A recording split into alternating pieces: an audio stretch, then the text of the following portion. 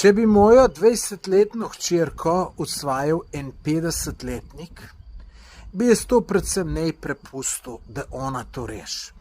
Ker če pri 20 letih to ne zna rešiti, potem ima velik problem.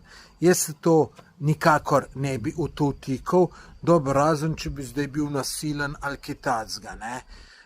Če pa lepo usvaja, glejte, ima pa ona jezik, da mu pove, pač kar mu paše, če ji ne odgovarja, če ji pa odgovarja, pa pač ji pa odgovarja, ne.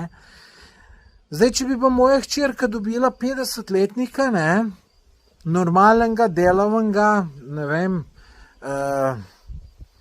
nekoga, ki ni izguba, bi veliko rajš videl, ke pa, če mi dobi enega 20-letnega, ki mu ni nič do dela, ki kadi, ki pije, ki se mogoče drogira, ki takoj, ki ga vidiš, da ne bo nič z njemu.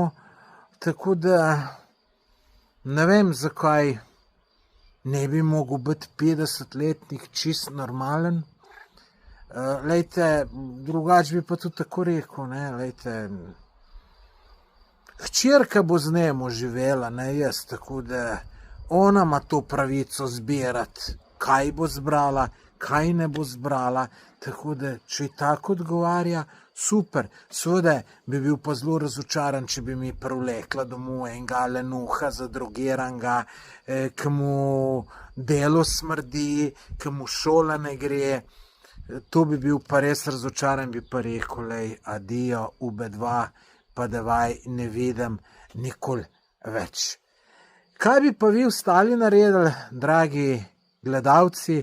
Glejte, me res ful zanima, tako da dajte v komentar napisati, pa tisti, ki niste naročeni na moj YouTube kanal, se naročite.